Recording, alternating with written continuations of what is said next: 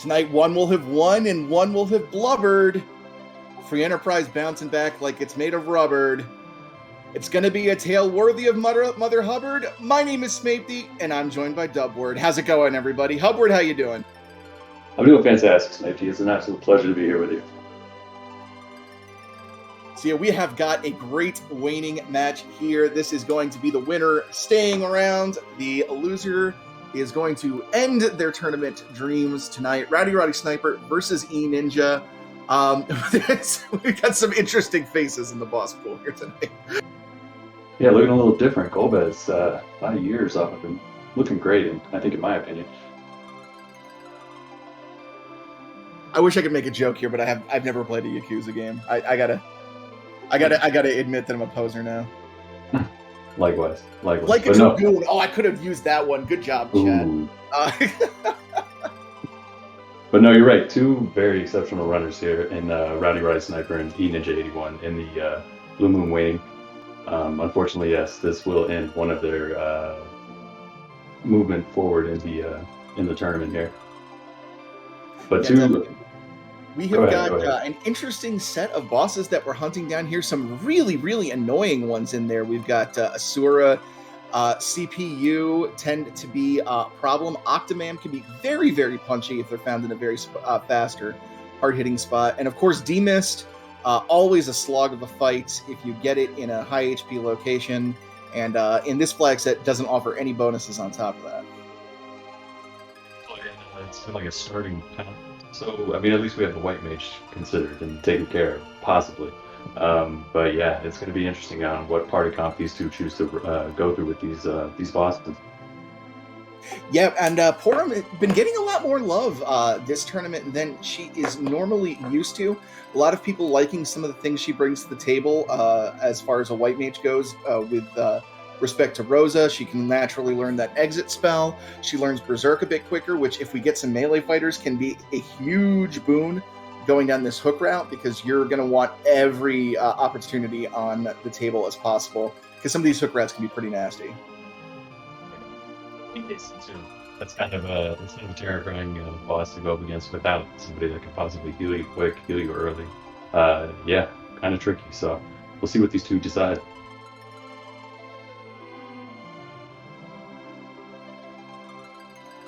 Indeed, we are getting ready to go very soon here. Sort of looking around at this boss's Dubward. What would you say would be the one boss you would be sort of afraid to find in a late game spot? Which one really kind of worries you the most? I think you were right with that CP. That can be a tricky one for sure.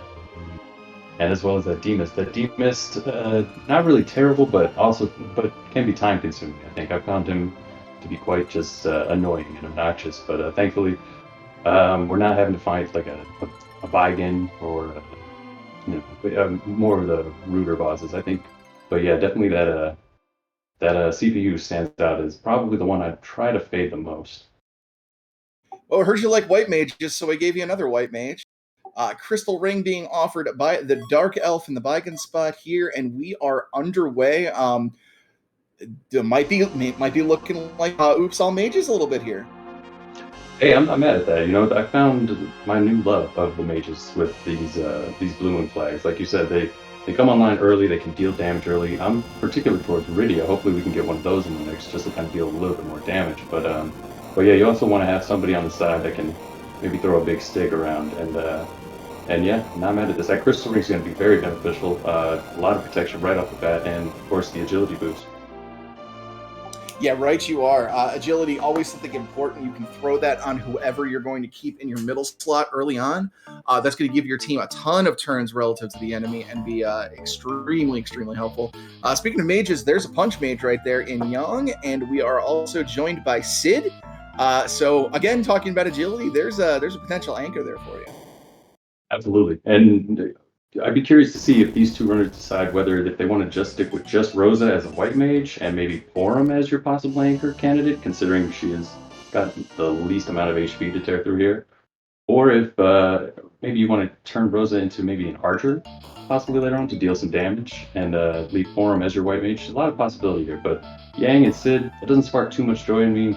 Sid, useful with his HP pool, but really just not a lot of damage output, I think, for me. Yeah, very, very good points. Oh, whoa, Cursed Ring there Ooh. from Eninja. That's big. Well, there it is, yeah. About that agility situation. Don't got to worry about too much anymore for the rest of this seed. And looking like we have an exit mage there coming up as well. That's very beneficial as far as this looting is going to be concerned for Eninja on the Watery Pass if he chooses to keep diving. Yeah, would not surprise me at all if Eninja goes a little deep in here and tries to pick up some more loot, just because you can easily get out of anywhere. Oh, Defense Sword, if we can find a Dragoon or a Paladin, that'll be quite nice. And the ordeals possibly just to get the character and come right back down. Ooh, we are looking at an Eddie. Fantastic, but not really. Maybe later game, but not right now. I think he's going to be sitting in the city for quite a bit. Yeah, no kidding. This is, with the exception of Rosa, looking a little bit like a reject percent seed. I did see a Lunar Staff on Rowdy Roddy Sniper. That's decent, at least for some of the mages to kind of boost some of their stats to help with the healing, I believe. Yeah, absolutely. One, like right there in the holy trinity of staves, you've got the Silence, the Life, the Lunar, all very, very powerful for late game white mages. So good find there. Rowdy Roddy Sniper is going to give us a check in the Mist Cave here as far as the boss goes. Shouldn't be too difficult. Pretty low on the HP pool. I think they only have 100. Whereas Enon just continuing his looting through and not finding too much. A Protector Ring. That's fantastic as well. So a lot of defense gear, which is nice. Definitely nice to have with the lower levels.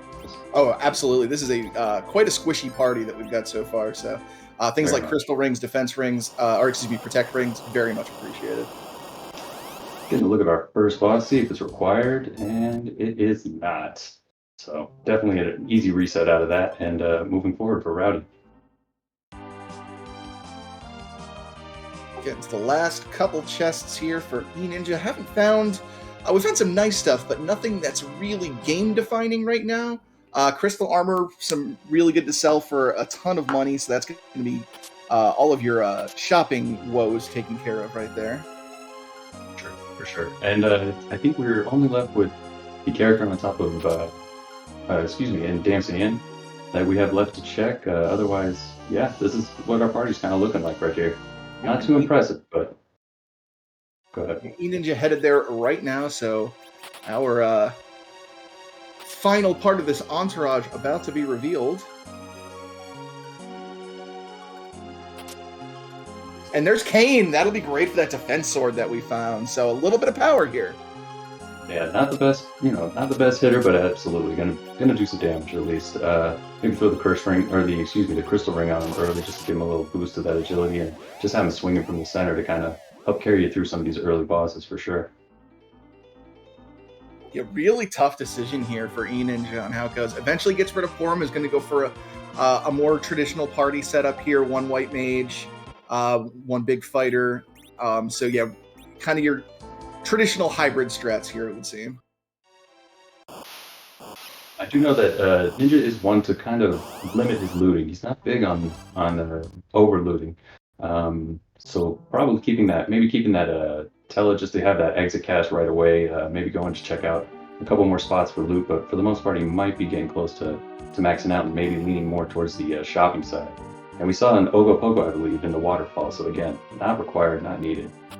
But gosh, if you're the runners, you absolutely want to see that. That means Ogopogo's not going to be sneaking up on us somewhere else, especially someplace nasty like that hook route itself. So it's kind of a sigh of relief. For sure. Oh, hey, and another exit cache right there. Or you get a free exit for you on Antline. That's always nice. Even just taking a look at some of the treasure chests that a lot of people tend to leave, and mostly just cash. Yeah, probably feeling that kind of lack of power right now. We've got Defense Sword Kane, but of course it's going to take a couple of levels before he really comes horribly online. Outside of that, your damage is pretty limited here. Yeah, I'm definitely looking at that Rosa as maybe transitioning over to the. Oh no, wait, he got rid of Porum. Excuse me, never mind. I thought he was maybe going with the Rosa becoming an archer, but no, it's looking like our white mage is Tella. Or no, maybe just Rosa. We'll see. We'll see how this goes. I mean, we could still get away with Archer Rosa if we found a heroine robe early on. Healing not incredibly important. True. But yeah, here we go. Calcabrana, not a boss that we need, but key item potential here. Doesn't seem to be a lot of AoE damage in his inventory, which is unfortunate. You want to try and get rid of these as quickly as possible.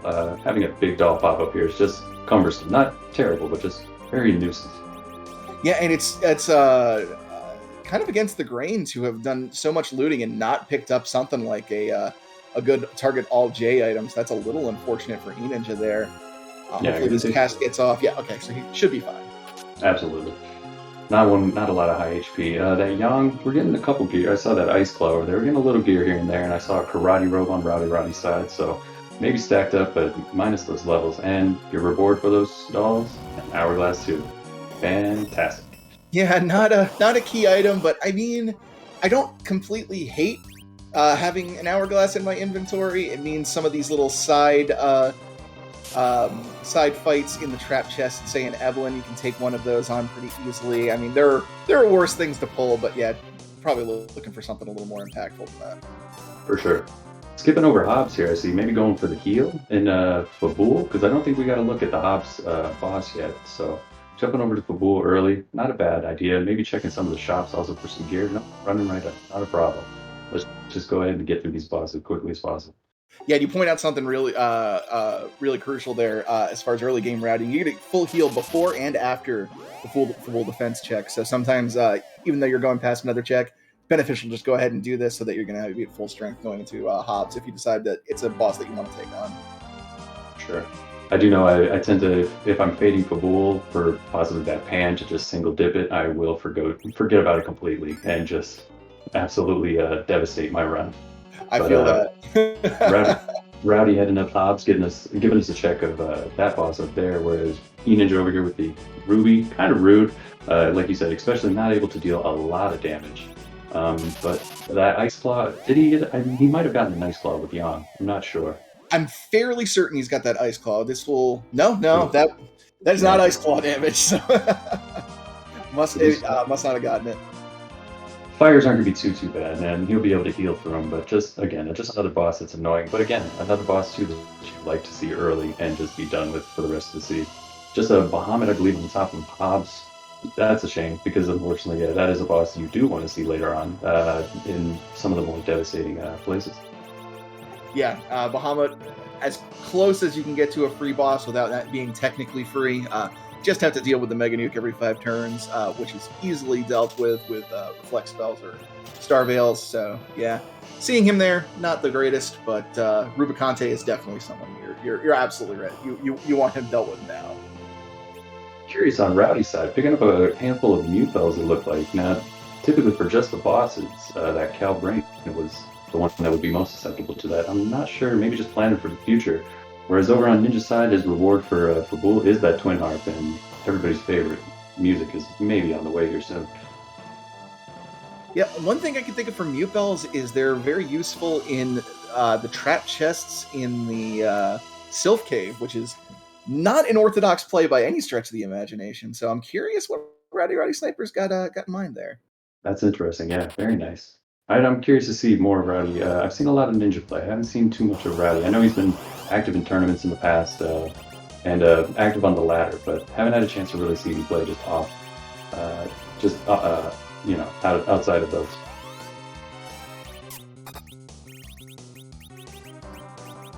Ninja making his way up Ordeal is going to look at his Bard, say no thank you probably, and keep moving forward. That being said, if we get an early enough spoon, I might be tempted to pick Eddie back up just because of sort of lack of overwhelming damage we have right now. Oh, certainly, yeah. He's also a very viable character for a candidate for a slingshot maybe down in the future. Like you said, if you do find that spoon, maybe mid-game. Right you are. Thunderclaw picked up there. That is excellent for Yang. That has lightning damage attached to it, which is very good against a plethora of bosses in this game. And Mom's on the wrong mountain today.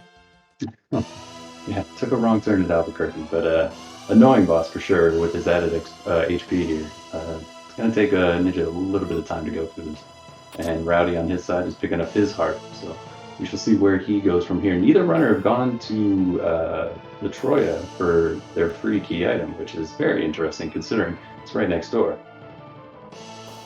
Yeah, it's one of those. I think a lot of times we're just not accustomed to that key item being available, since it's usually free key items are turned on. It's one of the changes for this tournament. So a lot of runners are finding it kind of awkward to route in, just when exactly you want to go there to get it. So we've been seeing some people immediately go to get it, put it off until the last check, and everything in between. I think one thing that Ninja did maybe didn't suffer from, because he ultimately won his last match, but it was kind of an early hindrance of his, was the fact that it was an early Earth Crystal in Edward's bed, so an early chance to get the loot, and I think there was a Crystal Sword with a Cecil in the party at that time. Just unfortunate, but so we'll see. We'll see if maybe he's just, like you said, he's just putting it off, maybe just for a little bit longer, and hopefully it doesn't become too much of a hindrance for him. But obviously the best route probably with this Mom Bomb would be to let it explode and then just deal with the little guys, as he is doing here currently. I imagine Rowdy's probably going to do the same. You're not going to push that 10k of HP at all with this party currently. Yep, we're seeing the annoyance of not having significant multi-target capabilities here, dealing with all of these bombs in what is normally a pretty easy spot. That's party. This is a rough one for sure. That curse ring, though, at least, like I said, you don't have to worry about an anchor. You don't have to worry about a fourth part or a fifth party member just laying down the entire time. You can try and get all of them active, which is quite useful. Absolutely. Gonna go take the safety save on Eninja's side. Don't blame him one bit. You do not want to sit through that slog of a fight again. For sure. Now this is a spot where this could be rough. And we're looking at we have an objective. Yeah, it's on our list. Yeah, this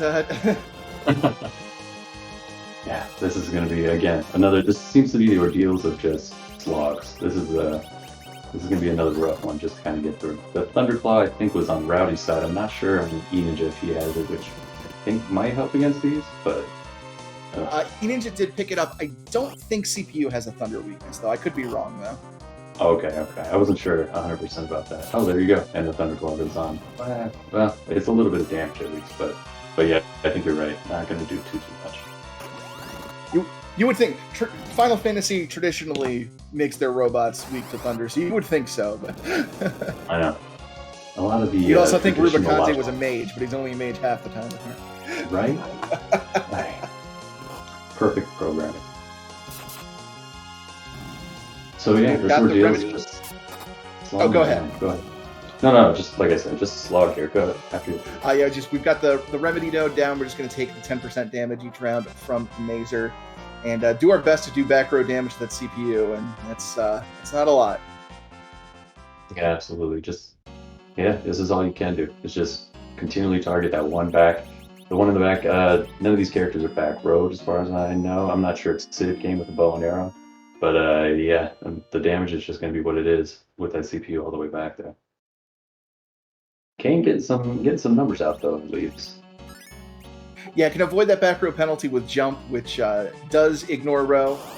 So it is a good tool there, but that's about the only tool you got. Yeah, absolutely.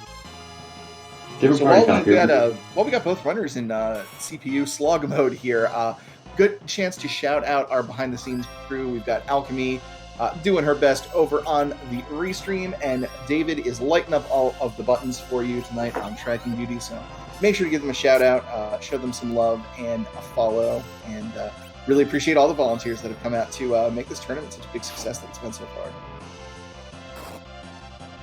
First boss in, first boss down. CPU. Again, nice to get off the board early, so out of your mind. Most of the other bosses I think are a little bit more manageable, but yeah, luckily I have that CPU gone. And the reward is a ...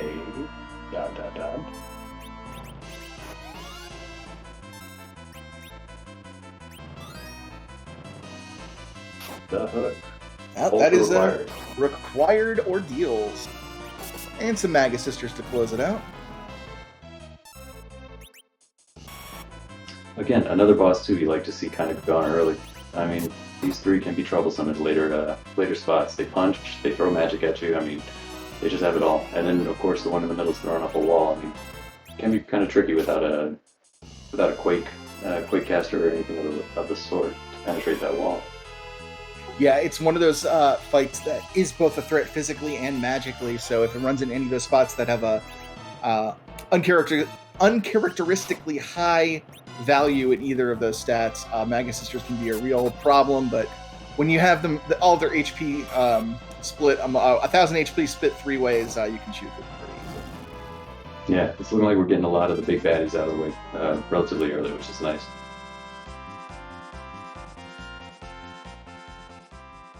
And Cecil becomes a paladin wherever he is, and Tella all of a sudden remembered every single spell he's ever forgotten. Fantastic. Yep, Tella's going to get his brief moment of glory as a significant casting threat right now until we get online, and then he goes back to just a utility mage. I do know typically if you have the Cecil in your party, a looting spot after ordeals is a go-to looting spot anyway for a lot of the runners would be that Evelyn Castle. But it doesn't seem like with this party comp, Evelyn Castle would reward you too much. I mean, it's possible to pick up some random things in the random chest, but it seems like, I mean, outside of maybe an Avenger, I mean, you're not going to get too much value out of that. So I'm curious to see where Ninja goes next. If he's happy with his party, happy with his gear, if he wants to keep moving forward. We still have the, like I said, the Toria freebie as well as the Baron Inn to consider. But yeah. Yeah, right you are. I think the most significant treasure you can get out of Evelyn Castle at this point is experience for those mages that young. I'd be tempted to check Evelyn's shop, and if maybe there were hourglasses available that could trivialize those chat chests, go for it, just for the experience. But otherwise, yeah, I think there's a strong incentive to just pass by Evelyn Castle this seed. Yeah, for sure. Yang taking a step to the opposite side of the table and going like that. Fantastic. So 2 objectives for Eninja. And I'm sure Rowdy will be right behind him shortly. Well, look at that. Just a boss position swap here. Nice. Yang said, I'll be in the front this time. And put that hourglass to good use here. There you go. Yeah, solid play. This can be a little bit of a punchy spot. Might as well trivialize it. For sure. And those turning into pig, turning into mini can just really just wreck you. Speaking of turning into petrification, those Medusa arrows getting a proc. There you go. Man. Did he get possible chance there for a life glitch there, but that's quite all right. Well, this spot doesn't give experience, so it wouldn't really benefit. Absolutely right. But yeah, definitely something you want to keep your eyes open for when you get those bosses that can be affected by status effects, is trying to sneak in some extra XP with a life potion. And Rat Tail there, that's an extra key item check available. Yeah, not too shabby. Like I said, go grab that hovercraft on your way. Maybe check out Toria before you start diving underground. You don't really want to leave too many overworld checks unturned before going under. You could possibly walk down through the hook route with all of your objectives, in theory, taken care of. So that'd be weighing kind of on my brain here. And that harp as well, maybe try and get that knocked out before. But again, this party not really dealing with damage you want, so that could be something that you put off for later on. Yeah, I agree with you. Trying to do as many checks before going underground as possible, especially with this party, just trying to get them as much XP as possible, so that we don't get kind of taken care of or taken out by a threat down there on the hook rat. Just a sad Ruby with that rat tail. So sad. So sad.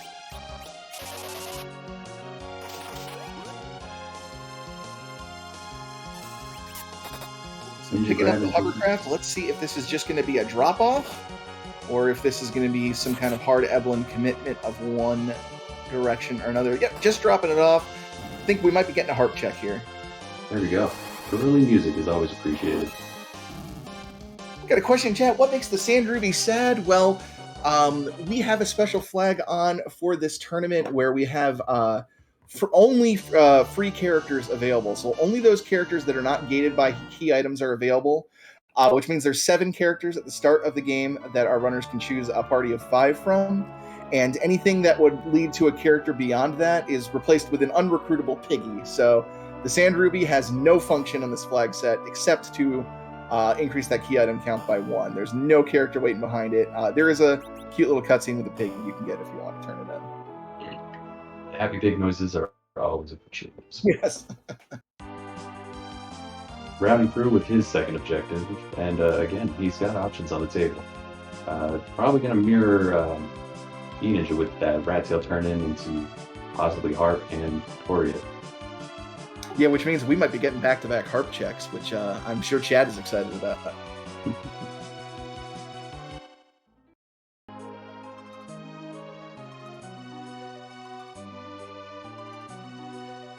2 times the salary.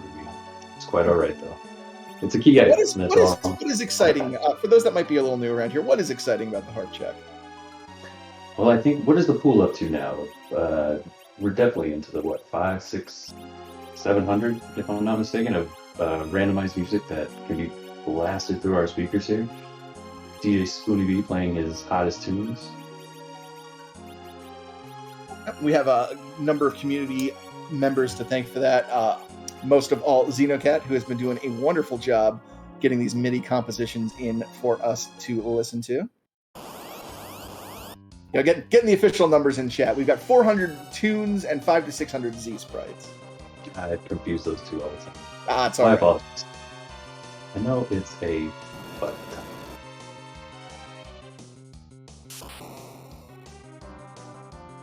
Yeah, unfortunately for Eninja, no real way to take his party out and get the cutscene skip here, so gonna have to wait it out. But I was just thinking that, yeah, and unfortunately not all magnetized, which can be rough. Just the time sync, but and then Rowdy's going over here for the freaky item. Very nice. All right. So here we go, as you mentioned. Oh, kind of a double Edward cutscene here. But we're going to get off the mic and let you enjoy some tunes here for a bit, folks.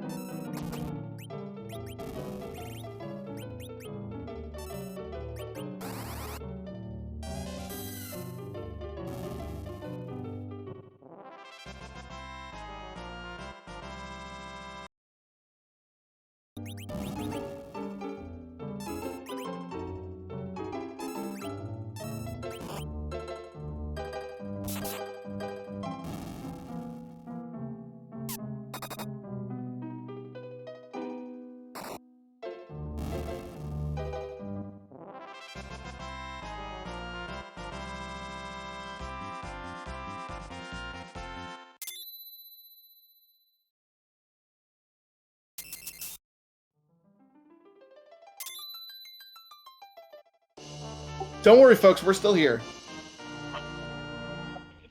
Sandwiches. I had a lot of time with it. I personally don't mind it. I love that theme, so I don't mind getting a ton of it. Yeah, good music all around. Like you said in chat, Rowdy up the pan. Ninja on his way out of this cave. Actually not using the exit spell, which is interesting. I think his Tele might be out of MP after those fights. Oh, right. Yeah, that's a tough gauntlet to go through with this group here for sure.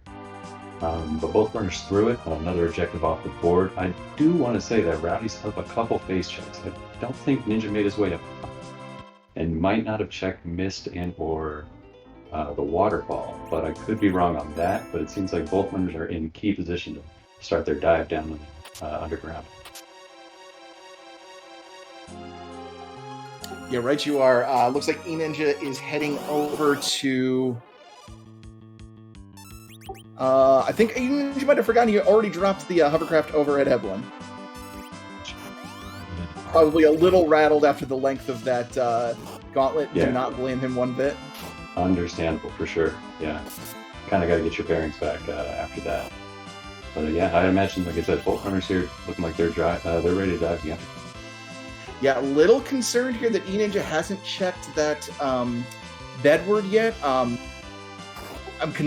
don't know if he's just waiting to do it at a different point, maybe when he's got the Earth Crystal, or if he's just forgotten about the check. But hopefully he gets it, because that pan could be potentially a lot locked behind.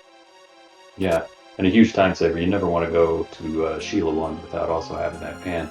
I mean, obviously it's done, but it's just kind of annoying.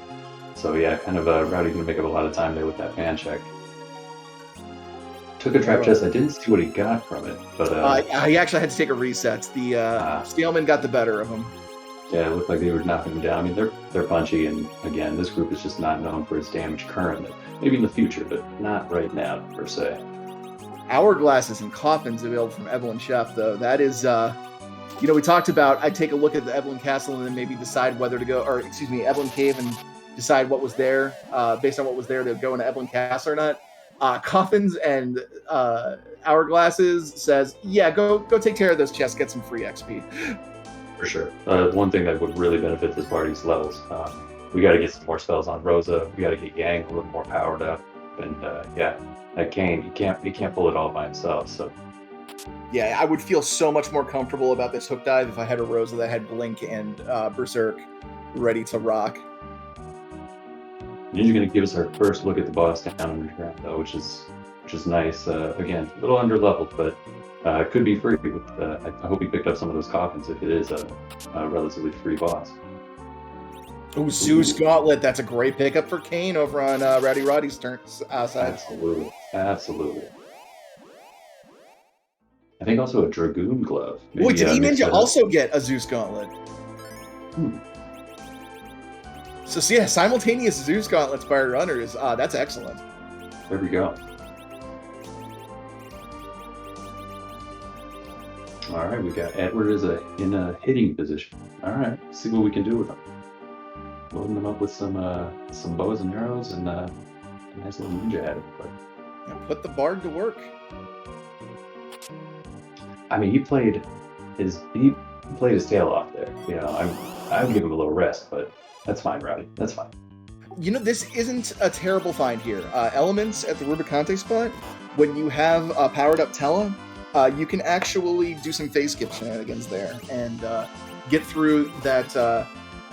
Something like 22,000 HP a lot quicker if you're reflecting things off, reflecting fire 3s onto the Mylon Z part. This can be very doable. Oh, for sure, yeah. Because I think you only have to push, 60% of the total HP pool, so that puts you around, the 11,000, 12,000 mark. Yeah, like you said, very doable with those level 3 spells for sure. And I think he has some good gear for Tella as well. Yeah, definitely within the realm of possibility. Major weakness to fire, and Tella has those tier 3 spells. That's very, very doable. One thing that was, as Ninja's walking down here, is that King and Queen spot. Obviously, a very fast spot. Luckily, we are anchored, but still a devastating boss in there, and punchy as well. So somebody that throws them hands can really wreck your party here, unfortunately. Yeah, fingers crossed, if you're Eninja here, that there's not going to be anything too frightening in that King-Queen spot. There's some nasty stuff we haven't seen. Evil Wall, always a possibility. No one likes to see that there. Unless you're chat. Then you love to see that. From chat, yeah, the curse ring. The curse ring, I believe, was found in the Watery Pass very early, and I think both runners do have that at their disposal. So yep, right you are. Yeah, we got a crystal ring to start and a cursed ring in the first location checked, so a lot of agility manipulation on the table. Just these lunars here, not a big problem. Not terrible, no. But punchy still. Throw a couple tier 3s up, there you go. I think you're only chewing through what, 25,000 HP here? Yeah, something along that. Maybe 6. So yeah, 3 between the two of them. Yeah, relatively very doable here. Kane doing a lot of work with that jump command, which of course is going to prevent him from triggering their alternate script when they start reflecting viruses. Yeah, definitely don't want to do that. I learned that the hard way in my last matchup. Ooh, this is getting out of hand really quickly. You are not wrong. Oof. Just like that, like I said, fast and punchy. You can turn on very quick. Yeah, and this might be difficult to recover from here, but gosh, you wish you had another Cure 3 or 2. We're getting closer and closer to that breath spell as well, possibly. I don't know. Might turn into some frogs here. I think that's what Eninja's waiting on here. Was burning some time in the ATB here. Might be trying to get to that reflected breath. All right, he's got his cane up. He's got a little bit more HP, and he's in the air. I think this should be pretty solid. Another Zeus Gauntlet on Rowdy's side. Wow, we're gonna have some powerful punches here.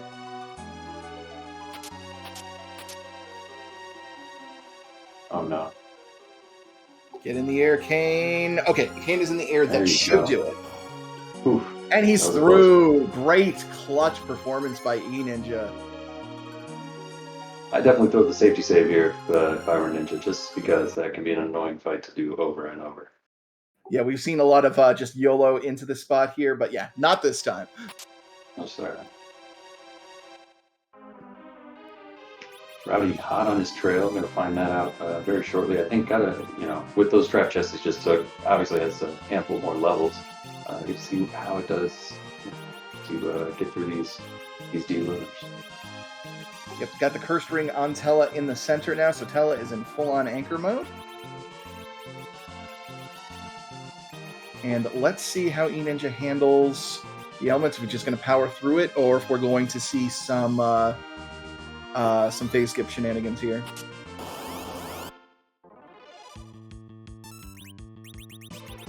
Ooh, even taking the ogre chest on the other side. So again, just levels on levels here for Rowdy Sniper, which is not bad. Not a bad idea at all. Yeah, like we've got some good characters here, but they really need a lot of help getting the levels where they can really start to perform. Oh, and he's got a rune axe there. That's perfect for Kane. Kane's going to be able to one-shot these ogres. Yeah, ooh, maybe. That Zeus gauntlet, though, yeah, absolutely. You would think he would be doing the damage to just be able to get through these. Edwards at the back. I thought maybe he had Medusa, could have swung. All good. Maybe trying to get some lives off too. Quite alright. In the second form from Eninja, gonna have to push damage out here unless, otherwise he's gonna end up seeing a turtle.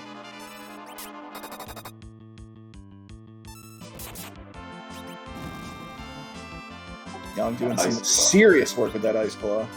Sure.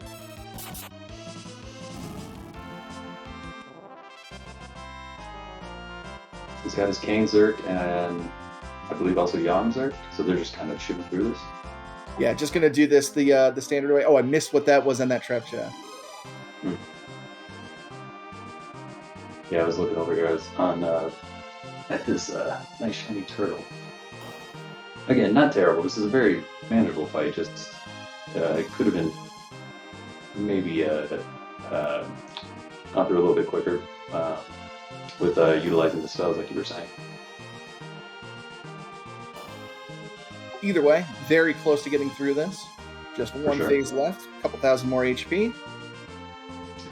Chat saying that the reward for those ogres was a moon veil. Very very powerful item, yeah. Definitely one you want to have in your back pocket for maybe a very punchy demist in our near future, or an octo. Indeed. And Ninja is through. Yeah, right at the 40-minute mark, we have got our Underworld access. Incredibly respectable time. Yeah. Again, that panda, that's going to linger on me for... That's unfortunate. But again, Ninja can make up the time other ways. He has that warp right away. Possibly jump right into Dwarf Castle. You're properly anchored. You have warp. That's 2 key items, 2 bosses. Or head over to the free match freebie. Just kind of scope out and get a nice little face check down there as well. We'll see what Eninja tries to do here. Yeah, I know I personally cannot resist the call of Dwarf Castle in this flag set. Just like you just mentioned, just how much it has to offer here. Whereas on Rowdy's side, you got that pan. That's a kind of incentive to kind of just jump right over into that. I would like to. I kind of avoid the tower myself until I have that tower key. And it's not really required with that antline sitting up top, so might put that off till later. But yeah, we'll see where these two runners decide to go once they get underground. Yeah, no tower key plus no required boss at the top of the tower means, yeah, very much that is a big put off right now. I completely agree with you there. No temptation offered by the tower today.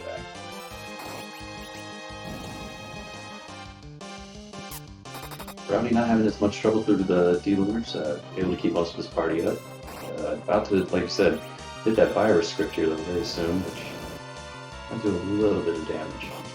Might tickle a little, I would say. Oof, that's a big punch. Yep. Just as I say it, start going down. And looks like you called it. Eninja is going to go for that free march goodie. And not mad, because you get to see the 2 bosses down there and maybe plan out your route on if you need to go and take them later on. So not mad at that at all. It's another key item. And then the shops as well. Maybe try and find some sirens, Bacchus ones, something that could be useful again a little bit later on in the scene. And we see the safe save on Roddy again. Not mad at that at all. Save often, people. Nothing feels worse than taking a wipe and realize you haven't saved in 20 minutes. Is that a little French vanilla there, the pink tail? Because isn't that usually the rat tail in vanilla? I think you're right. Yeah. So little tail swap. Are we going to see the Eninja special of 50 box wines? I don't think he's got the money for it. But definitely a good find, for sure, for later on, not having to worry about casting Zerg on these under 2 hitters. Yeah, especially when you get into that Zeromus fight where action economy is everything. Not having to set that up with another character is really pays for itself in spades. Now, I don't know, whoever you find down here, unless it's absolutely free, I would be terrified at these levels, so I don't imagine we're going to see these 2 bosses get touched, but at least get looked at for sure. Hello, Dwarf Axe. Hello, back row glitch for Kane. There it is.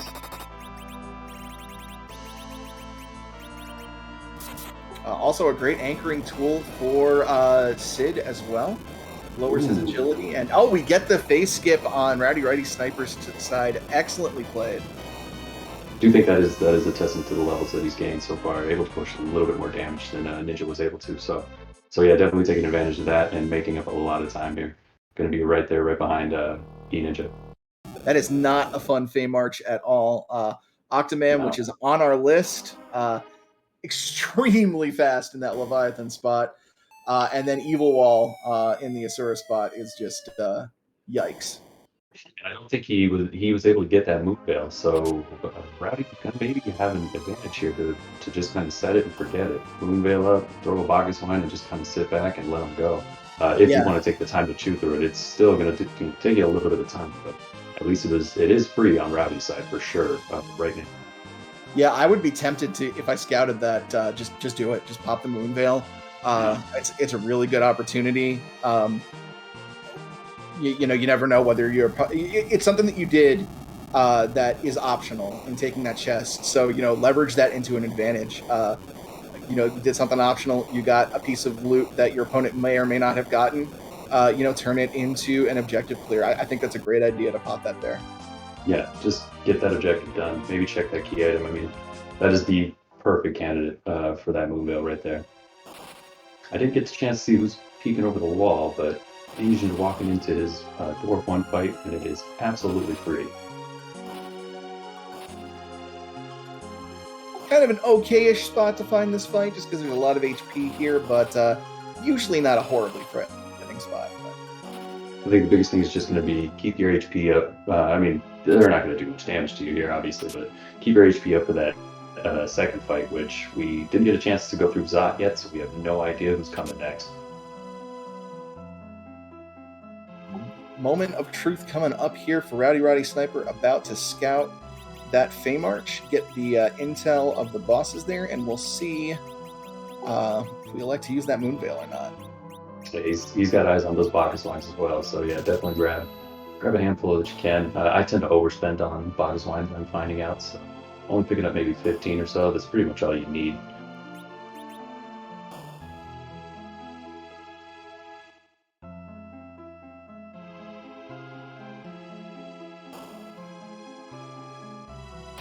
Ninja going to try and push the damage on his side, kind of cut this a little bit down.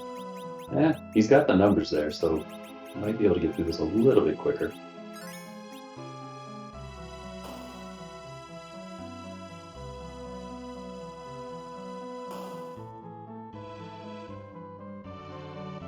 And there we go. Eninja is through to the second fight.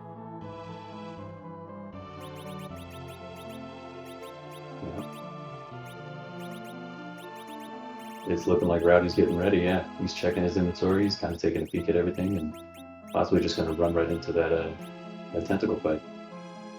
No, I take that back. Going to take another freebie. He's looking like he was setting up maybe Edward for some hide strats there. This might be... Yeah, we might be seeing hide strats here. Whereas on the Ninja side, we have get it off. Oof, not quick enough. But yeah, Ninja over here dealing with our DKC, another objective. Also, going to be nice to have that off the board. Yep, so Dwarf Castle paying off yet again, as it has tended to quite a lot this tournament. Question from chat. Yes, both of our runners have the defense sword as far as I know. I believe that was also in the waterfall cave. So yeah.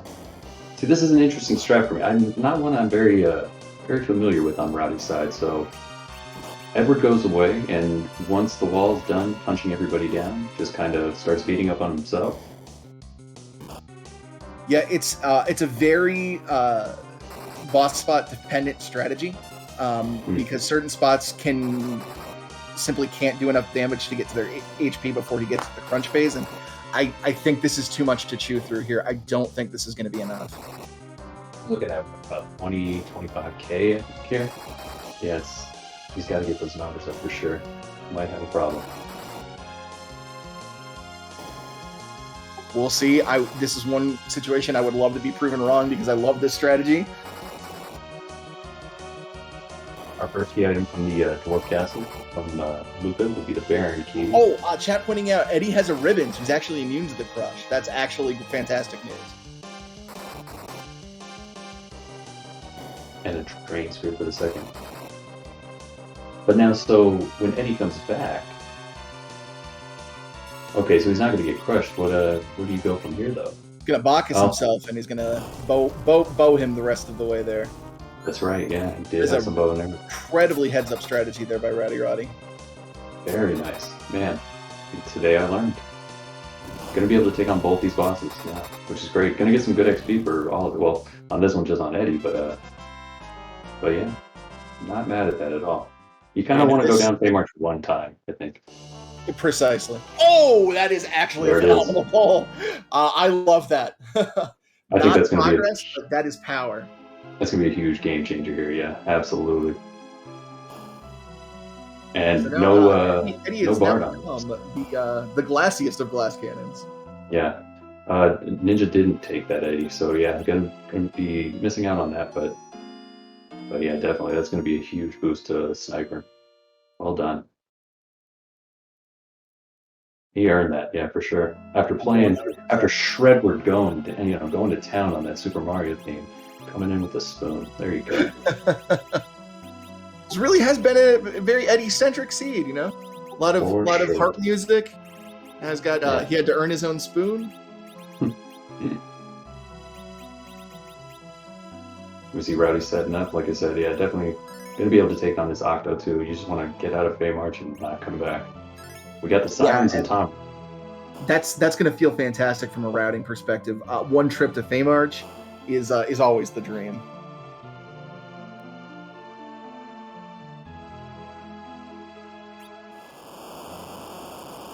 Ninja possibly thinking of taking on some eggs here, just to gain a little bit more levels, kind of get caught up with where Rowdy is in his level. Yeah, definitely good play here. Get strong. This like we've been mentioning, it's not a terribly strong team, but levels are certainly going to be helpful here. Yeah, we got that Moonveil up on Yam's side, I believe. So he's going to try and keep Eddie up as well. Definitely going to do some damage when he's blinked. But keeping him blinked is obviously going to be quite a struggle. But otherwise, yeah, Yang can take care of this himself. At least get a few levels on him. Yeah, the good news here is every couple of hits is going to keep slowing Octomam down. And that's going to be less of a burden for Rose to keep these blinks up. Maybe closer towards the end, try and get somebody else up. Maybe Kane, just to gain a little more level. Yeah, not a tremendous amount of experience from these bosses, but every little bit helps at this point. For sure. Lucky to find those sirens on Tom, right? At least we have access to those, so, if you need to get just a little bit more of an edge. Yeah, never guaranteed, but likely to show up somewhere, and always a sigh of relief when you find them that you don't have to try to do some sort of unorthodox grind. Typically in my life, they're usually on the moon, and by then, hopefully I already got it. Hopefully you're already set.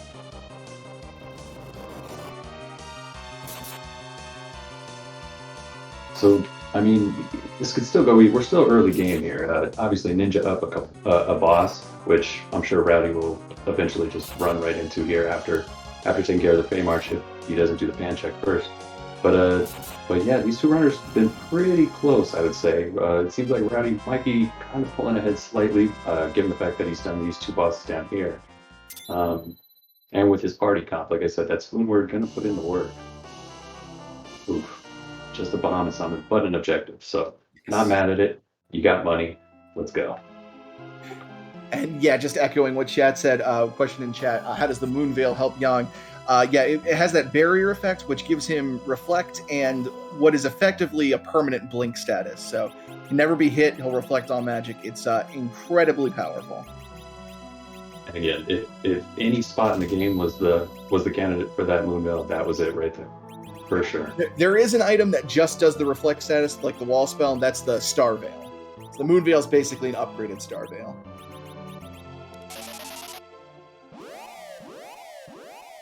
See how many eggs Eninja decides to scramble. Meanwhile, Rowdy heading off to his next location, pretty much wide open here. Could go north, could go east.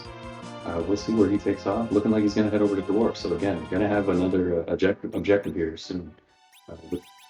Yep, just too much potential at that Dwarf Castle to leave it for too long. So I imagine after this we'll probably see a monk hit with a pan and then checking that.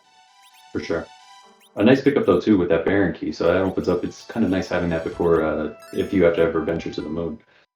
Given that it is two more bosses gated, we know that the first boss, I believe. Oh man, it just slipped my brain. I want to say it was Dark Elf. I know it wasn't anything on the list. Right. Also opens up that shop too. Maybe something to peek at. Maybe try and get I don't know, a little something for your mages. Just give them a little bit of a boost.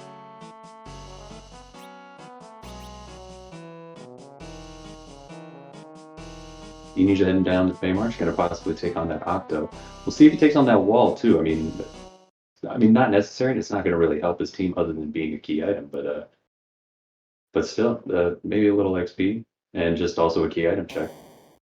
Yeah, Eninja's in a different situation here. Eninja did not do the Mad Ogre chest in Babel on the way down, so does not have that Moon Veil that Rowdy Roddy Sniper does. So is going to have to rely more heavily on those blink strats even than Rowdy Roddy did. Yeah, definitely going to be a little bit of a tougher fight for Eninja. Got some of those levels there, probably, like I said, really close relatively to where Rowdy was. I think I saw some of the HP pool, though. He might be a little bit more up with the levels. But yeah, just going to have a little bit of a harder time with this. And meanwhile, Rowdy Roddy's just chewing through this King-Queen Eblin fight with that damage output that he has now. Where to go? Well done, sir. No waiting around for cutscenes for either of our runners today.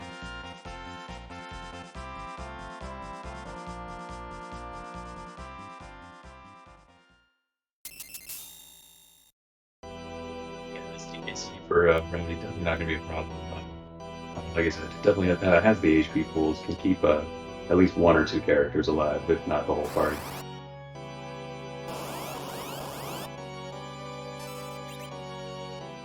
Oh yeah, Yang for sure. Can just walk through this. Oh, and Eddie too, why not?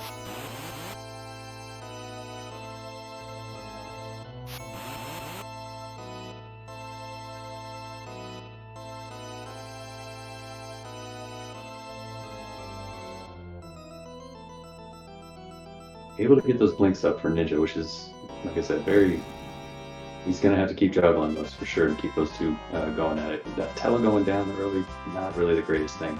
You're down a blink caster. Yeah, biggest thing here is trying to get out as many attacks early as possible because you want to get those tentacles down. Each tentacle down represents a reduction in agility.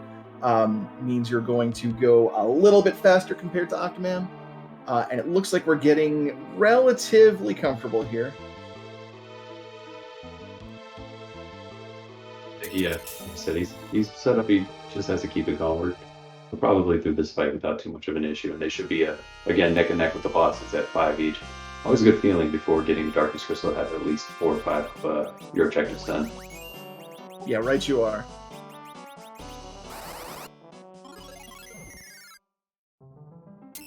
And it's just going to become a big question of where the heck is that darkness crystal? And that's where I'm, looking at that pan, and there's just so much potential for that darkness crystal behind that pan. While you're up there, you have it routed. Just walk right into Baron, get the Baron Castle. Yeah, you're going to get a lot of the overworld checks knocked out here too. Soon here too. And Octomam down for Eninja. We have achieved boss hunt parity here. Now that's kind of where do you think Ninja goes from here after this? Does he come out, just do the Sheila 1 setup? He has that Baron key. Maybe you rush that, hoping for the pan. It's going to be interesting to see where he takes this. Meanwhile, Sniper getting his sirens on, which are going to be excruciatingly helpful. Once he's, what is he at? 1, 2, 3, 4, 5, 6, 7, 8 key items. Looks like Eninja is booking it to the overworld, most likely to Baron. You gotta hope that Eninja makes that check in Troya soon, though, for that pan.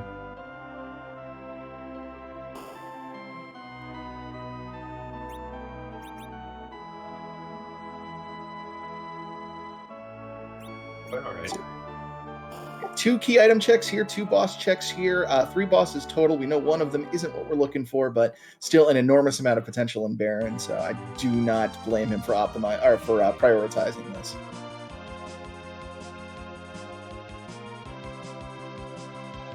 And Rowdy making that U-turn, saying, "Wait a minute, I've got some dishware to turn it to smack a monk." Now, Rowdy Roddy, I believe, did buy those mute bells earlier.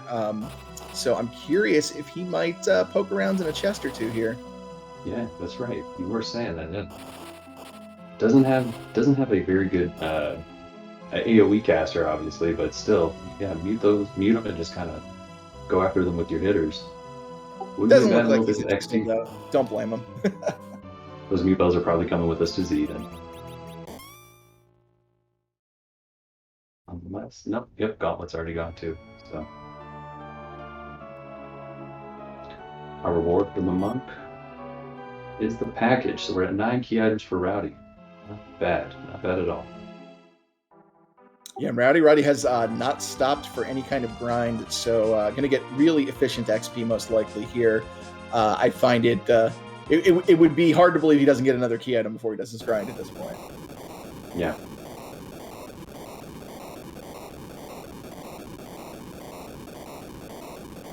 Dark Elf, very doable, obviously. Not a lot of HP here that you really have to worry about, so relatively quick, just kind of annoying. You have to go through his dialogue. I got a question for you, Dubward.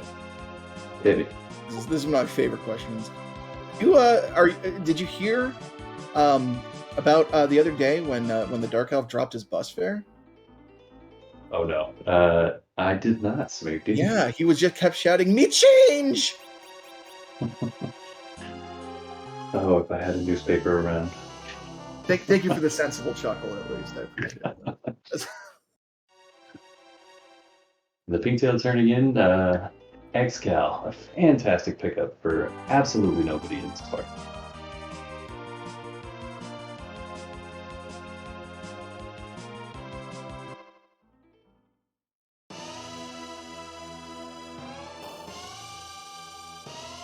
We'll see if Sheila's got the goods here. She's known to hoard a darkness crystal or two here and there.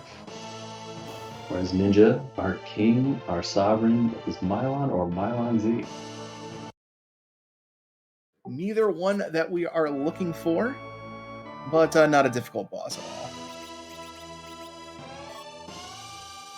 all. Ooh. White robe and pass. Nothing required, but that pass is juicy. Now, I'm not sure what Rose is rocking right now for protection, but that white robe's going to be fantastic in my opinion. Yeah, that effectively eliminates Big Bang as a threat for Rosa in the final fight. Just buffs her will up so high, her magic defense up so high that you're rarely going to see anything hit that 2,000 mark on her. Unfortunately for Rowdy, still at 9 key items, but going to go through this Baron check and be right there in step with Eninja. Yep, still the potential for either the Baron Bin or the Odin Throne to pay off some kind of key item. Still looking for that Darkness Crystal. And honestly, I think at this point, something's got to give here that either gives it to him or leads them on a trail to get to it. Of the 3 boss objectives that are left, who do you least want to see down there at that Odin Throne? I'm kind of partial to that Golbez, but I think Demas can also be kind of a pain, no? Yeah, Demas would be a slog. Golbez would be a pain, and Asura would be an annoyance. I don't want to see any of them down there. I mean, unless, except for the fact of if I'm a runner, I want to see them just to get objective. Hey, there's our Darkness Crystal. So that is the seed wide open. Unfortunately for Ninja, he's only at, what is that, 2, 3, 4, 5, 6, 7 key items. Again, man, missing out on that pan is really gonna just, he's gonna feel terrible about it later, I know that. But Rowdy, making his way through Baron, gonna go ahead and get that Darkness Crystal, and I imagine with only 2 more bosses needed to gain access to Z, there's a good push to just run right to the moon. If not, maybe stop at the Giant first. Yeah, just kind of opens up a lot of options here, and I believe we're getting a Zot 1 check. Okay. Ooh.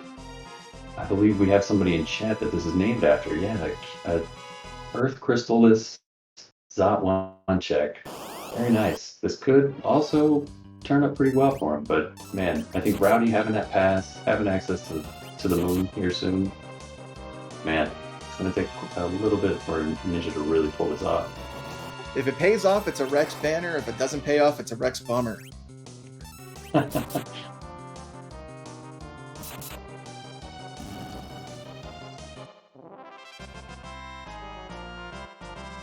And Rowdy right behind him. Oh, I thought that was the second fight. Never mind. I was like, oh, about to get his Darkness Crystal here very shortly, but we'll make a really quick work of those Myline friends, I'm sure. And big reveal time. Does it pay off? That's a water hag. No, sir. Got excited when I saw the blue rube, then I remembered, wait. We had a super long heart check. Our legally required union break was over. And, that would have been a perfect time to route in a check on Bedward. I have to think at this point that Eninja, it's just slipped his mind. We know at this point that there's nothing hard required about it, but that pass versus a walk down on the moon, that could be a deciding factor later on. Yeah. Still, Ninja can make up ground here for sure. Run to the moon and find his two more objectives. But yeah, that pass could play here. Definitely not out of it by any stretch of the imagination. Oh, not at all. This is still very much a race here.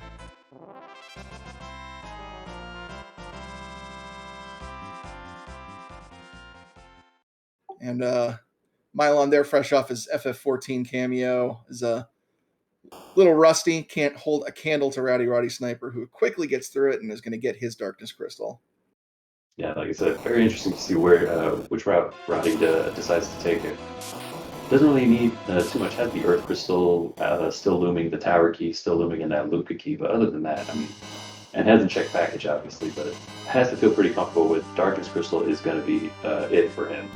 And yeah, I don't think we got a check on Eninja's side for the basement. I could be wrong, so maybe Rowdy takes a little divergence, just kind of peek that right away. And yeah, as far as I know, you're correct. There was no basement check. Just immediately went to go for the grind. Probably wanted to get powerful enough that you can just face whatever is there in the basement. I think Rowdy Roddy Sniper is going to check the basement, though, so this could be a potential differentiator here. Yeah.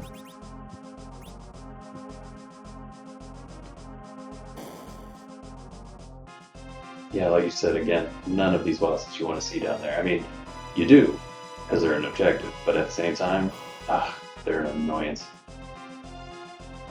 Certainly won't be fun. At least in Rowdy Roddy Sniper's case, you've got an enormous amount of power, so you should be able to chew through most of them. It's not going to make them fun, though. Mm-hmm. Oh, Baigen. No, thank you. That would have been a quick reset on my part, but Rowdy gonna take it. Yeah, does not want to leave any key item unturned. Wants to be able to confidently go into face check mode. I respect this play. I mean, if you're feeling extremely comfortable and confident in your party, go ahead and take it. Grab that key item. I believe this is gonna be he already has the 10, so he's already at that benchmark. But yeah, if this is something like a Luca key or an Earth Crystal, don't want to leave that behind. Yeah, having that lingering thought is just it kills runners. Not going to be too much of a problem, like you said. He's got the power here. He's got the link up now on Spoonward, so this wagon doesn't have long for this world, I imagine. Just a little bit of an arm grind, which nobody's mad at.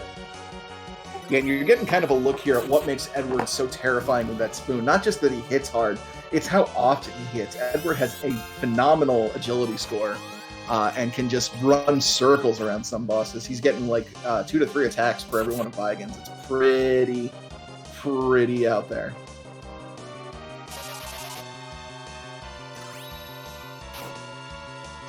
Eninja over here raising the whale has a little time to kind of prioritize or kind of plot out his strategy, how he's going to face this. Got quite a bit of levels. I think everybody's looking pretty good in their HP pools on his side, so looking okay. Maybe just run through a couple more objectives here and just kind of go from there. So. Yeah, I always love the time for self-reflection as you wait for the big whale.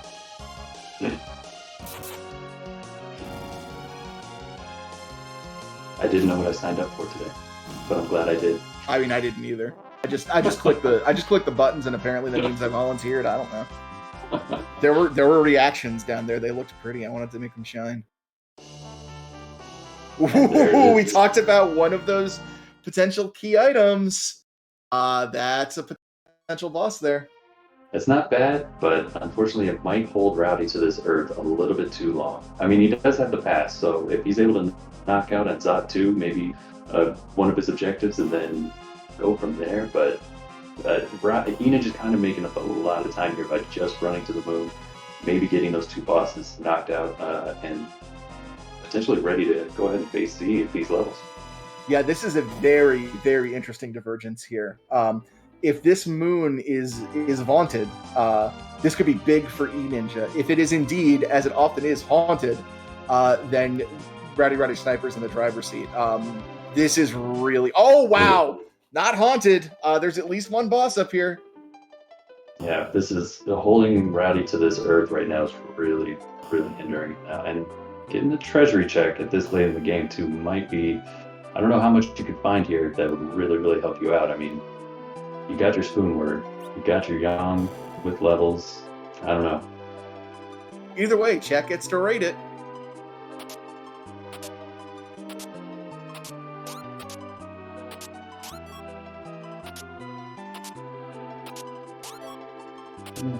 Power's not bad. Life staff, okay. Yeah, life staff, power robe, not bad.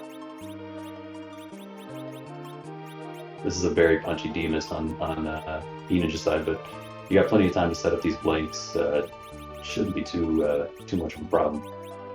Yeah, not a difficult fight, but an annoying one. We mentioned Demus, one of those fights that if you get late in the game can be a real pain. It's 2 defense swords now. Rune Bangle, White Lance, so, this is Kane out of 10. Yeah.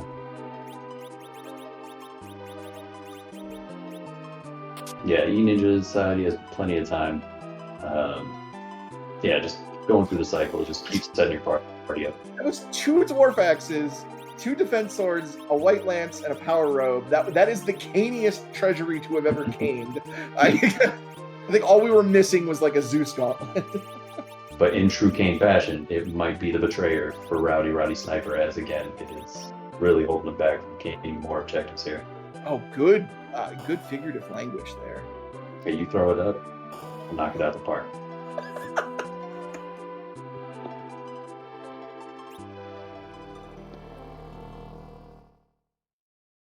So we're headed to Zot. We know Zot 1 is a bust. Zot 2, we're hoping for Rowdy Roddy Sniper's case that it pays off, because otherwise he is going to have lost a lot of momentum, and Eninja will definitely be in the driver's seat at that point.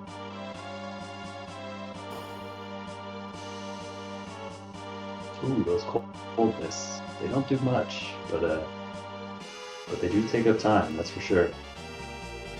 Can't tell. Oh, yep, he's got him berserk. Alright, well, that's an option. Just gonna take him a little bit more time to go through this Demus. I want to say he gets upwards of about 10 or 12 before getting out of his miss phase. Yeah, this is a lot of counterattacks we're going to have to sit through on Eninja's side. I'm not sure that Berserk might have been the right call.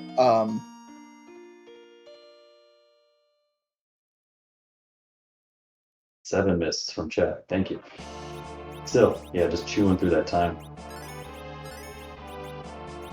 He was able to do a pretty good amount of damage there, though, before, so I imagine this team is relatively done. Yeah, and getting in 2 attacks to every one of D-Mists, so tearing through right here, that's really good to see. Oh, but his white mage is down. He is out of blinks. Oh, there we go. Bringing him right back up.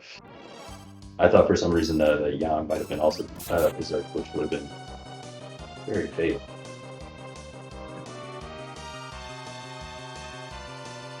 Seven, might get in an 8 here. No, get 7 attacks in.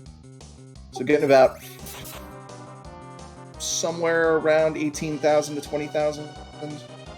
Yeah, I think he's only got 1 more cycle and this Demus is gone. Yeah.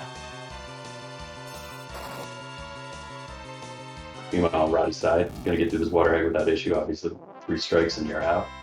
And give us a look at what's behind Zot 2. We already know who's that dwarf, obviously, so this bit of information after this is relatively unnecessary. But yeah, we're about due for a little bit of piggy meta, if I'm not mistaken.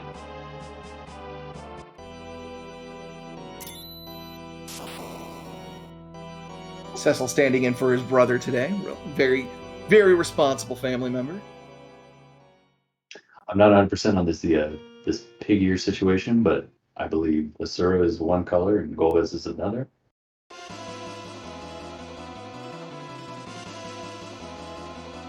And we're looking at some white ears that I believe leads me to believe it could be Golbez. We will see very soon here.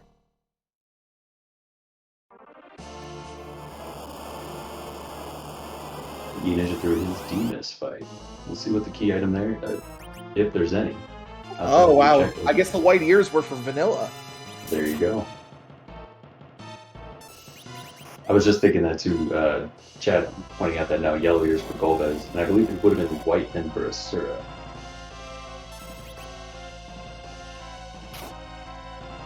So unless this leads to a Luca key or a tower key, Zot a complete bust. Yeah. Now it's just Eninja has to go top down, check these bosses, has 5 more chances to find either Golbez or Asura, and then from there maybe take a little bit more of a run. But honestly, I think at the levels he's at, he's ready to go, and the levels he's going to gain from either of these 2 bosses. So I think, man, it's going to take a little bit for Rowdy to really catch up here. Yeah, this is all this momentum has suddenly shifted back to Eninja. Face check these bosses, you're just looking for one of 2. Very good chance that one of these 5 spots is going to have what you're looking for. And yeah, you're absolutely right on the experience front. Very near or at Zeromus levels here. Maybe just pop a siren or 2, if even necessary, after the experience from these fights, and Eninja will be golden. Rowdy rewarded with the tower key. Also, a good check, obviously, a very quick check as well. So might want to knock that out real quick just to make sure before heading to the moon.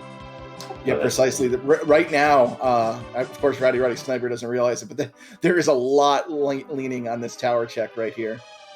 Yeah, most certainly.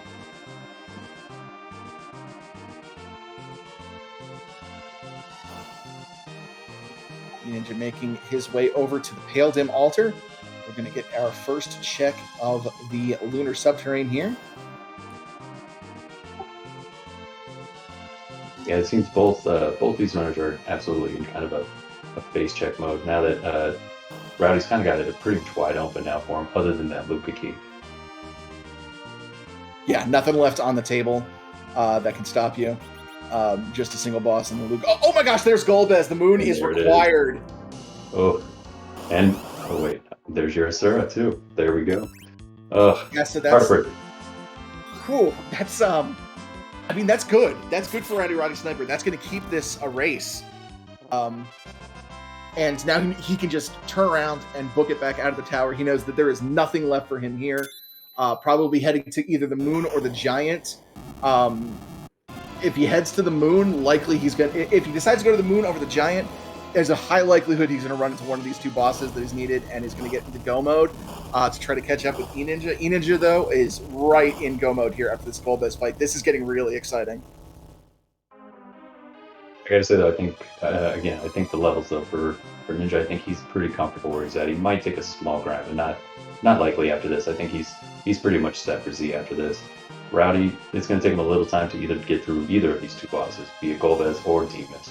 But still, again, like you said, nobody's out of this by far. This has gone back and forth quite a bit. This race, it's been great to watch.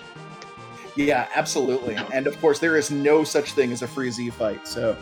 Even if, as it seems to be the case, Eninja gets to Zeromus first, never means the end of the race. Anything can go wrong during a Z fight. It is an incredibly volatile fight. Every single action you make counts. So yeah, this is still anybody's game. To answer your question in chat, yes, Cursed Ring was found in Watery Pass very early, so both of our owners have access to it.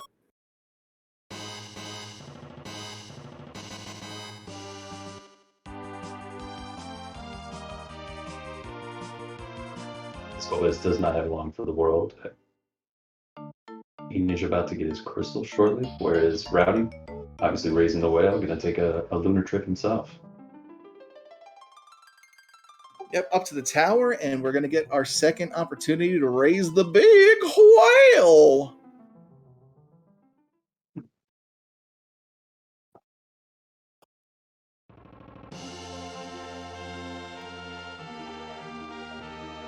And down goes Golbez. Eninja is in go mode.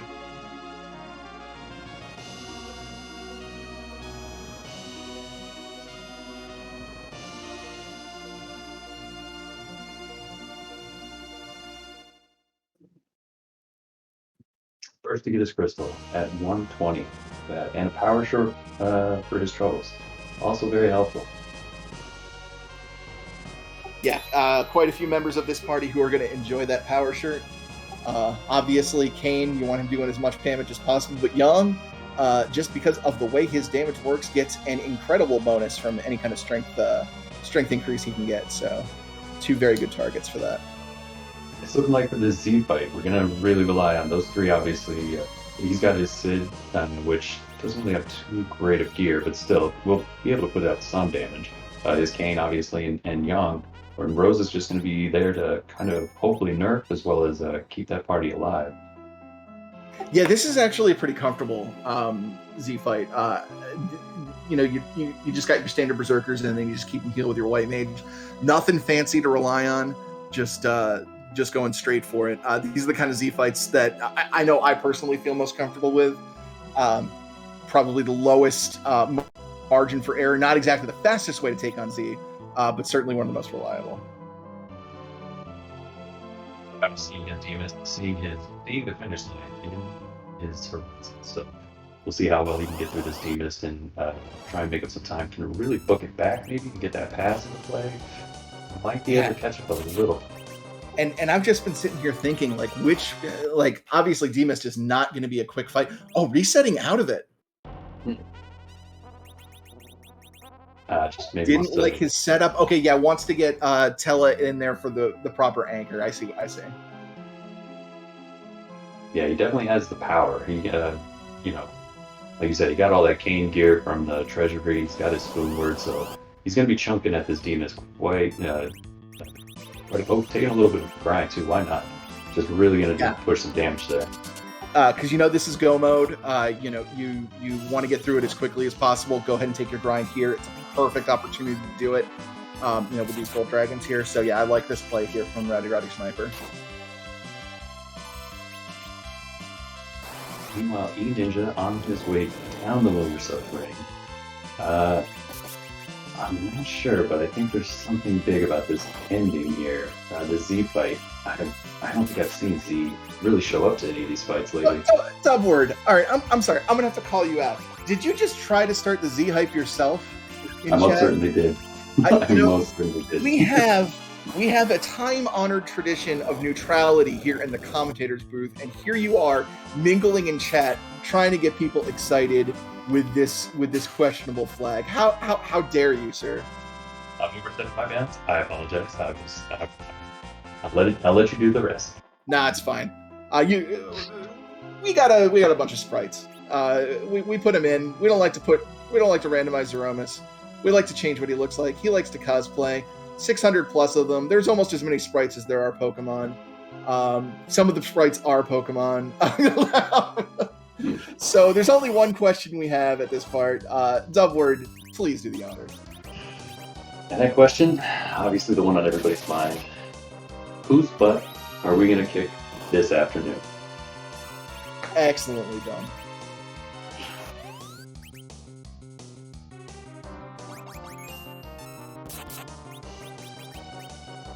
And does a little bit of a lower HP on that Rosa than I would have been expecting. Still probably safe, almost 1900. I can't expect her to be taking Big Bangs much higher than that. But still, that could be a problem. Oh, we also don't have any Silk Webs for Zeromus either, so this could be interesting. Yeah, might have to rely on those Thor Rages, maybe the Crystal to kind of nerf if like you said, yeah, if nerfing is even an option for Eninja.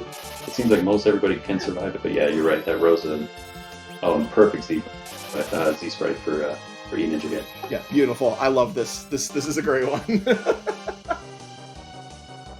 The man's known to flip the table or two, I'm told.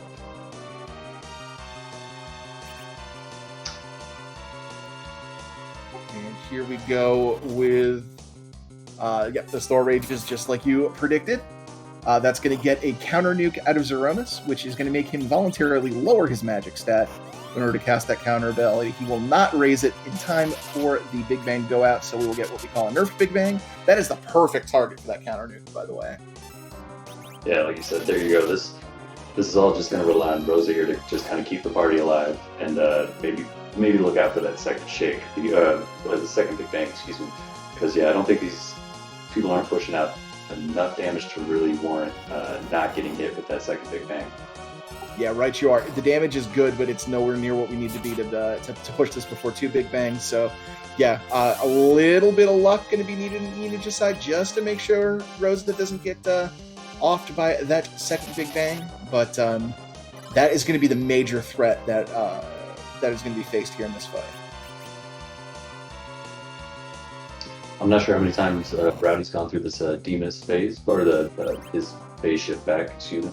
But seems to have his party set up pretty well, and has some good HP pulls all of his party members as well. So maybe after this, like I said, just you turn right back and try and get into this fight as quickly as possible. Yeah, and I do like the layering on some slows here on Demist when she's vulnerable. Very, very good way to try to eke out an extra attack or two in between these mist phases. That's definitely a spell I've come to kind of really appreciate here, yeah. That slow can really kind of help give you just a little bit more breathing.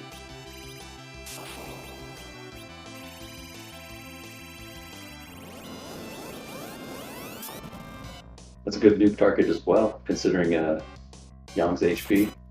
Can take a nuke to the face, no problem. Yeah, Yang, one of the few characters that can actually get the HP to take a nuke and a Big Bang in quick succession. Makes him very useful here. Gets the Cure 4 on him before that Big Bang, though, so Yang is going to stay up. Let's see if this was a... No, it was not nerfed. Ooh. Oh, and yeah, there we go. Rosa took a little too much damage. And this is exactly what Rowdy Roddy Sniper needs. I believe all three of his actors are berserked.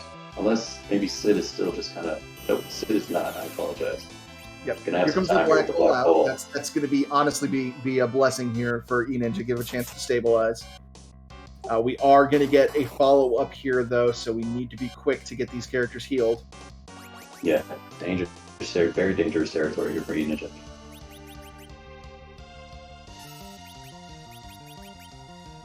Yeah, no Cure 3s either that I can see, so we're relying entirely on that Rosa for healing. But a good thing too that he was able to keep Sid just kind of idly by. He plays his role perfectly as a chemist.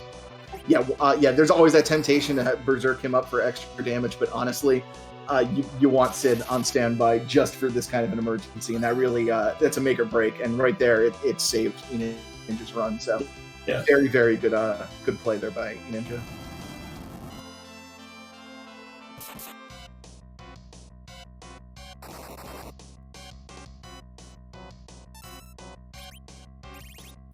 And I think Rose is going to top everyone off. Or top Kane off. Kane is the one in danger right now. Yep, gets it off in time.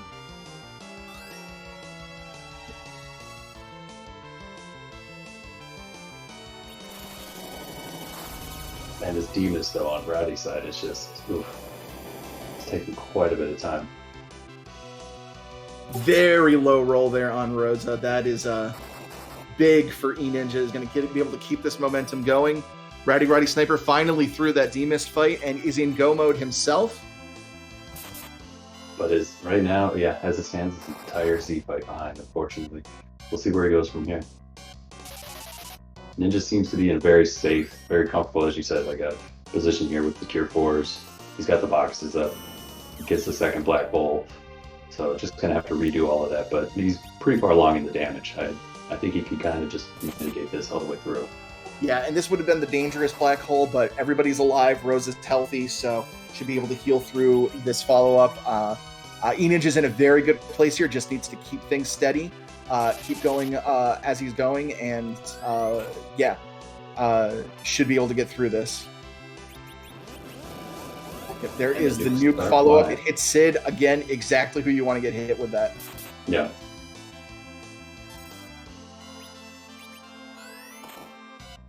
Rowdy on his way back to the blue planet and has that pass in hand. He can be in the Z fight very, very shortly. All we need is a wipe on Ninja's side, and we are neck and neck.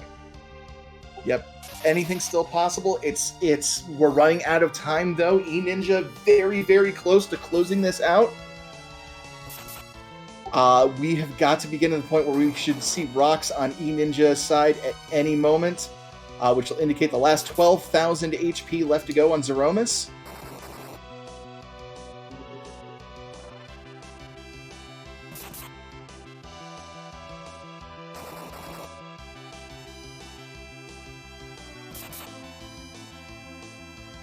Rowdy definitely going to be pushing a lot bigger numbers here. Hello.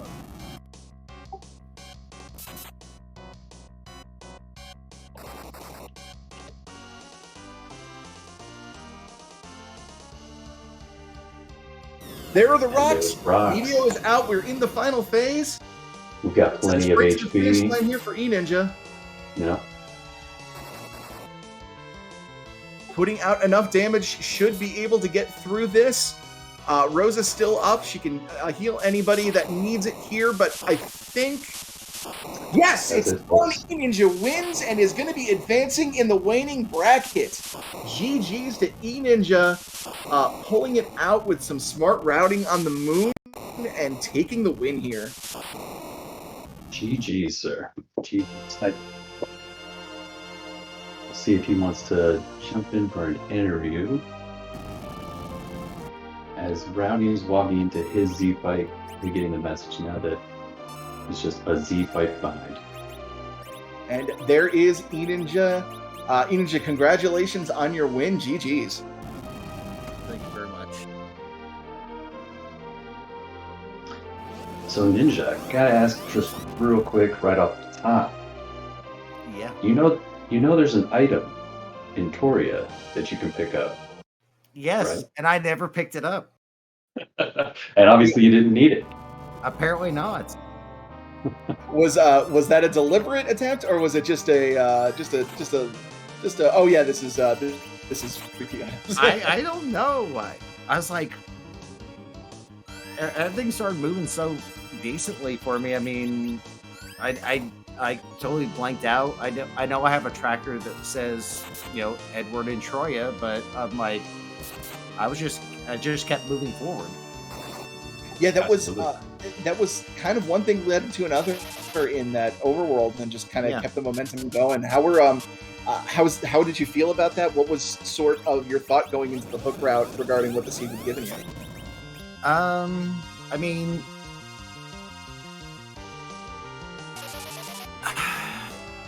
that hook route one was a little bit of a challenge. I mean, yes, I wasn't too happy when I saw the Dean lures there. And I thought I was actually going to wipe to him until somehow Kane bailed me out. But after that, I mean, the underground was not too bad. I got through most of it pretty easy. I saw Octoman at Fey March. I was like, I'm going to get my grind on first before I think about doing that. That not a lot of people have been utilizing. It's been just a quick early grind, a small grind, just to get them levels to be able to get you through that. So yeah, obviously finding those sirens down there and taking advantage of that early really helped get you through. And it didn't seem like you took a lot of the extracurricular fights there. I mean, you kind of just zeroed in on your objectives and really went nose to the grindstone afterward. Yeah, I basically, as soon as I got down to 3, I was like, I did the rest of my grind, and I was like, I'm pretty much going straight to the moon. I don't even think I ever did Watery Pass or Mist Cave.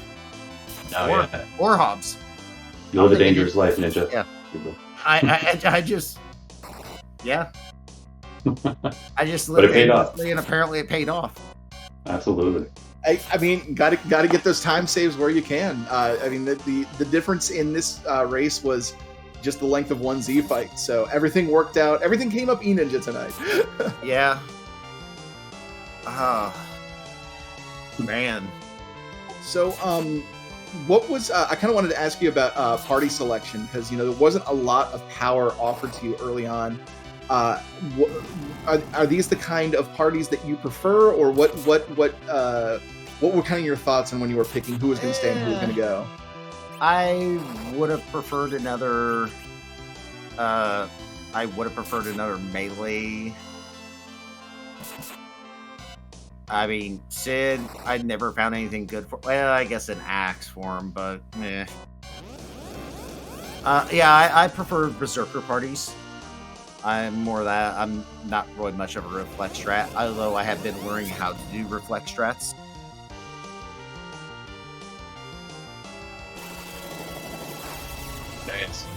That's the because I see you're cutting back on the intake. We're going for 10 to 20 instead of the usual 50. Bravo for you, sir.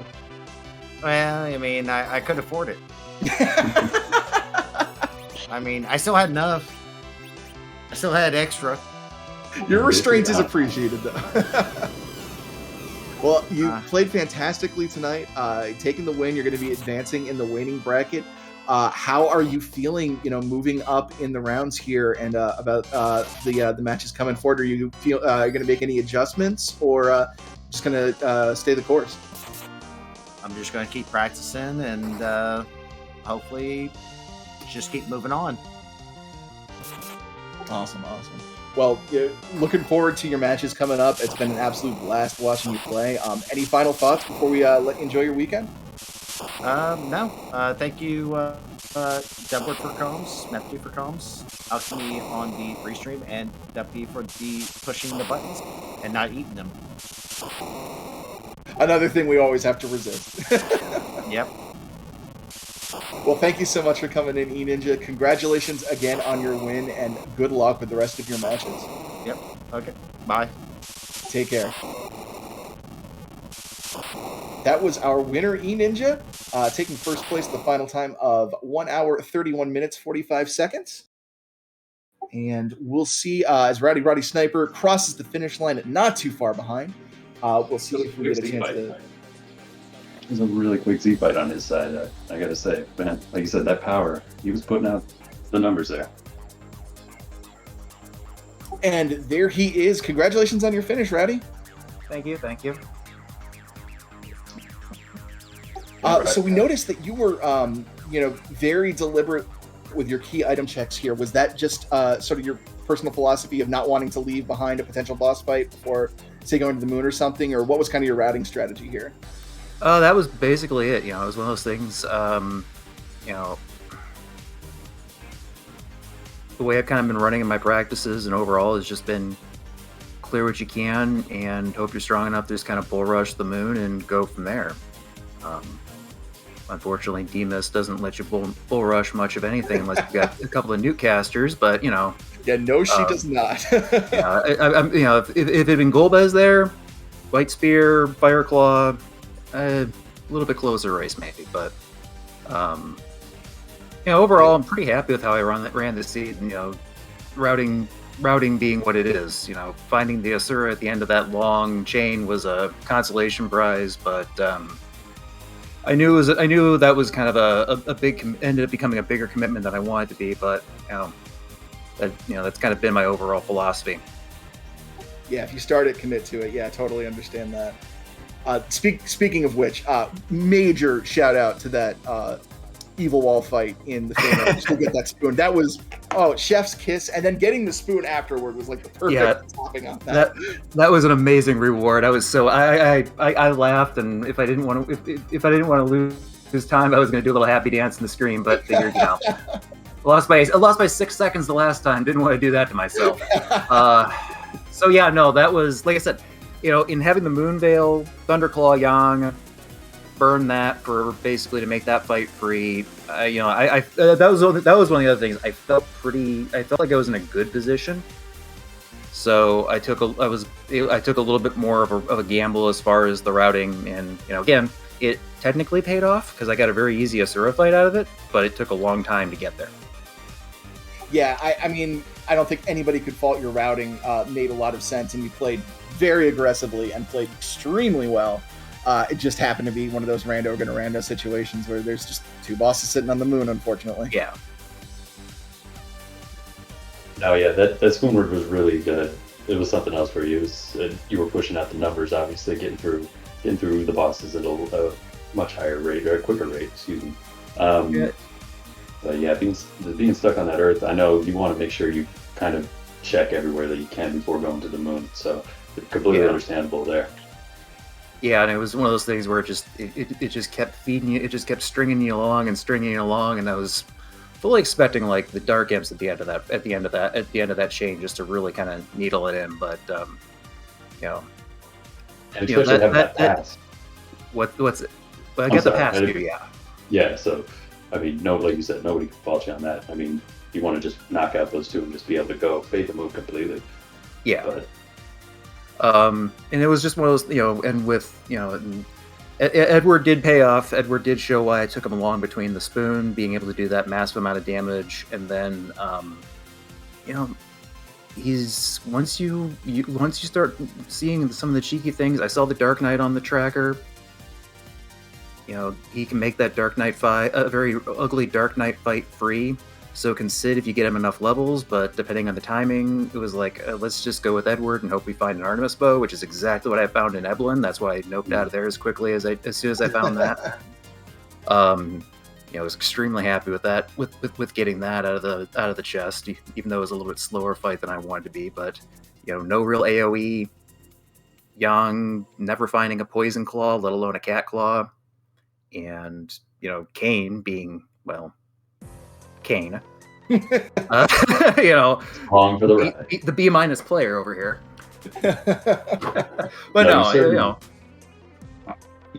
you certainly leveraged that ever very well. I was super impressed. So bravo to you on that, man. That was very exciting to watch. Yeah, I figured a few people in my cheering section would be happy about that, if nothing else. Hey, you might not have won the race, but you won chat's heart. So there we go. Honestly, what's more important? Does that get me anything? Do I get a cookie at least? I'll talk to Scala. We'll see what we can do. Okay, that works. So unfortunately, this does mean the end of the tournament. Yep. But you put in a fantastic run. Always entertaining to watch your matches. Did you have any final thoughts on the performance, the tournament overall? Anything you wanted to share with us? First of all, as always, GG to Eninja. Don't think I said that right away, and I apologize. GG, definite, well-run race. Thanks to everybody behind the scenes, tournament organizers, restreamers, Alchemy trackers. You guys, both of you for doing the commentary. Really appreciate it. This community is is a great community. It's getting better all the time. To be honest, Alchemy's Hero's Journey Async is one of the reasons why I use Edward so well.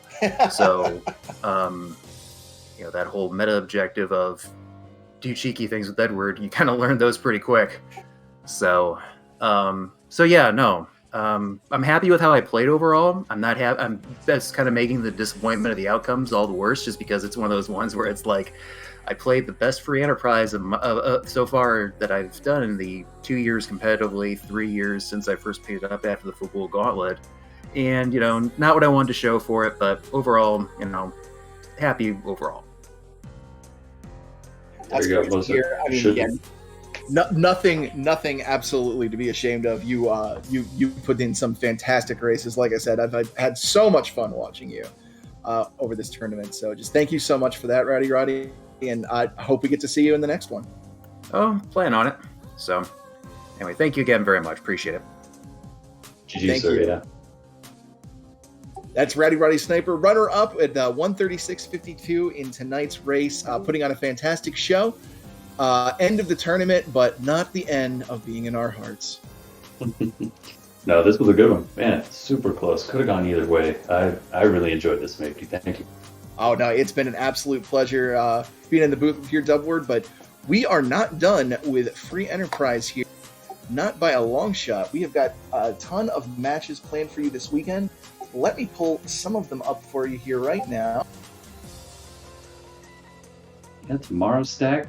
This obviously just the beginning of today's Free Enterprise. We still got plenty for later on today as well. Yes, indeed.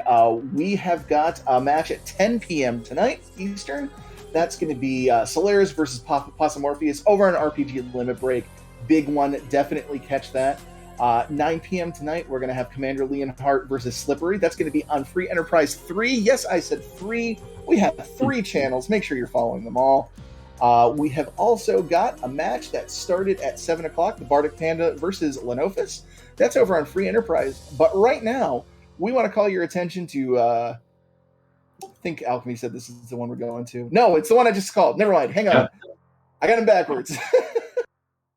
Cubs Rule versus Y2 Sky. That's at 7 o'clock right now. That's on RPG Limit Break. But we're going to send you to Free Enterprise for that aforementioned match between my tab is freezing. Bardic Panda versus Lenophis.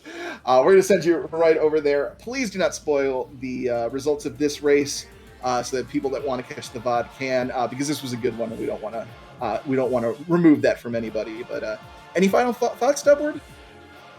No, this is, like I said, this was great. Thank you, David, for keeping everything orderly and providing all the pertinent information. Thank you, Alchemy. You rolled a great one. This was really exciting to watch, and 2 very fantastic runners. So, and it's maybe an absolute pleasure again. Thank you for really carrying this commentary booth. Oh, believe me, you did all the carrying. I just made snide remarks. Can't wait till the next time. But in the meantime, enjoy another night of Free Enterprise, everybody, and we'll catch you next time. Have a good weekend.